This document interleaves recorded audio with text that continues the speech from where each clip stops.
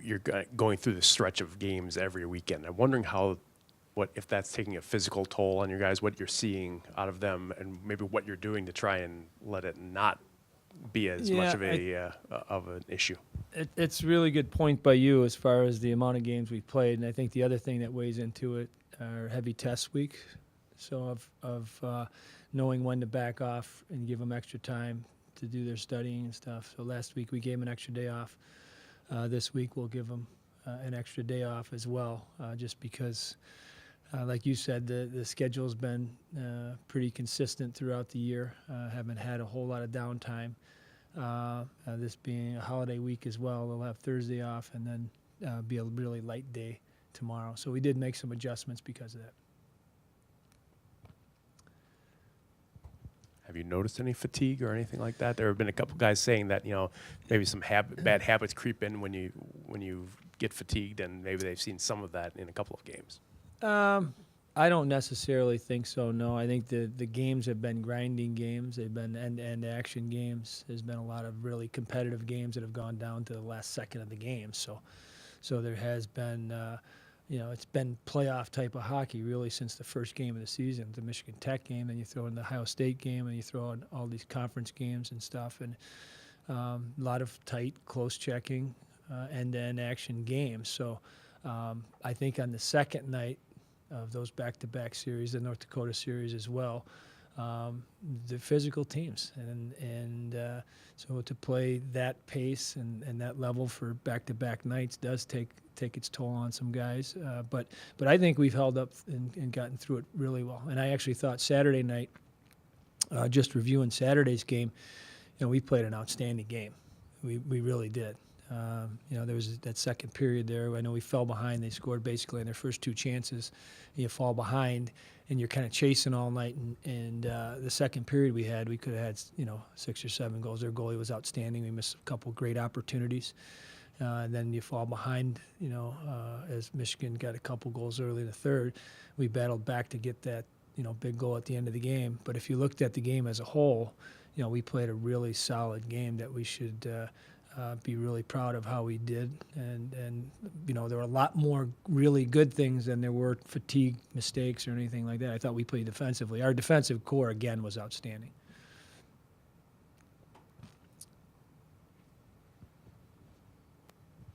What do you expect then from this weekend series with Mercyhurst? I mean, you just played Michigan. You got Minnesota coming up. It's been playoff-type hockey, and I know fans kind of look at it and say, well, it's not going to be the same this weekend. You know what I mean? Well, the one thing that we have been talking about as a team all year is to be an elite team and to be a team respected nationally week after week as far as the rankings go.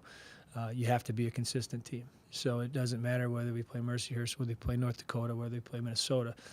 We have to play the same way. So it's going to be a challenge for our guys because in their minds there is somewhat of a letdown between series when you're playing Michigan and then Minnesota is the following week, and you got Mercyhurst squeezed in between. But they're a good team, just like St. Lawrence came in here, just like when we played Northern Michigan and you played Michigan Tech. They're going to want to come in here and make a statement and knock a top team off. And it's a challenge for our guys now as a team that's getting some national attention to make sure that we're, continuing to grow and get better each and every weekend. That was our motto. That's what I watched the football team for the last 2 years. Every week they focus on the challenges that is right in front of them. They don't worry about what just happened. They don't worry about what's past it. They worry about the challenge in front of them. And that's a good message that we should learn from them on making sure that we're ready for this weekend to continue to get better and improve.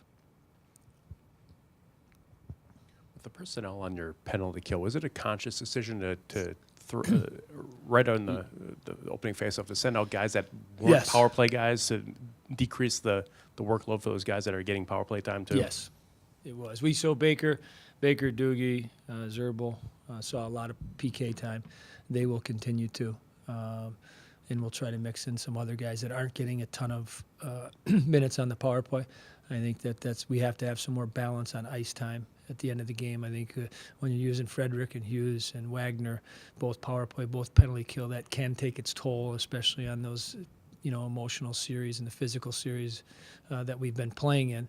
And that is something that I'd like to take some of that PK responsibility away from those guys that are getting, that we're counting on to score and make big plays night after night. It'd be nice to give them, not take them off the PK unit, but just use them smartly. Young men that did play the PK on Saturday did a good job, and this Mercyhurst team I noticed is about 30% on the power that's play. a good right? power play we're coming. And what I liked most about the weekend, if you looked at the guys that block shots, you look at what Tischke did, you look at what Kalnick did, you look at what little Doogie did, what Zerbal did on his on the PK, Linhart, really all our D.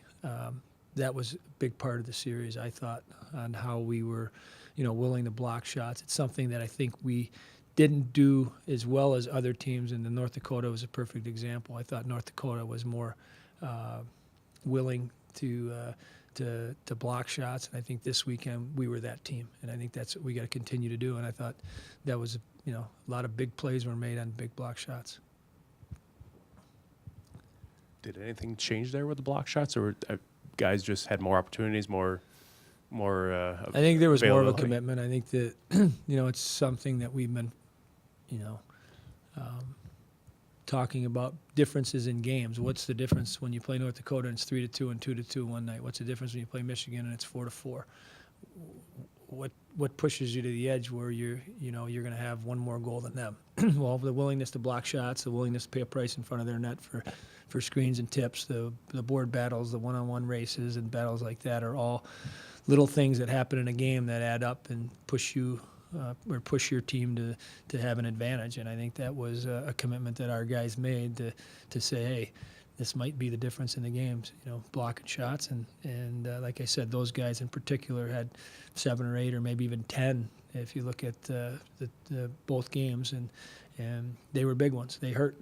But it feels good at the end of the game when you sacrificed and made a big block.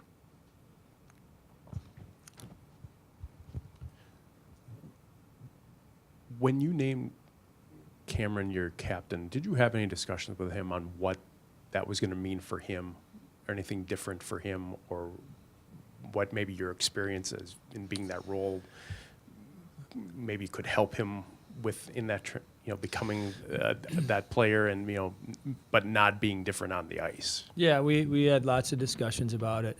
I thought last year, he acted as a captain. He was an assistant captain, and him and Luke and those guys and Bess were, a team of captains and leaders. And, going into this year, when we were going to name him captain, we had discussions about it. And I don't think that any captain should change once they get a C on their sweater.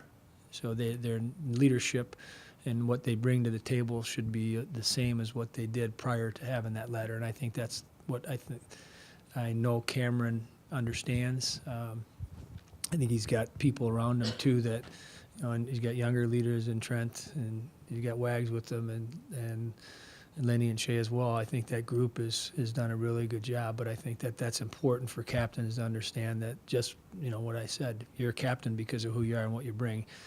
Don't change and be the same that you are, and I think he's done that. Andy, in the back. Tony, going back to your block shot circumstances, when you talk to your guys about making a commitment to it, are you nudging them in that direction, or are you finding yourself having to push them in that direction? Encouraging them, okay. Yeah, their numbers will be up on the board today when they get to practice on who had who had significant blocks. So their names will be up. They will get recognition amongst their teammates as well. I think that's a big, it's not fun standing in front of a 100-mile-an-hour slap shot, but when you block it and turns it the other way, like the Doogie, 2 weeks in a row, or Doogie blocked a shot, against North Dakota, and his brother goes in and gets a penalty shot because he blocks that shot. Doogie blocks a shot the other night, and Zerbal goes down and scores an empty net goal. Penalty kill, Linhart, Tischke, Kalnick, they're laying in front of shots to make sure they don't get to their net.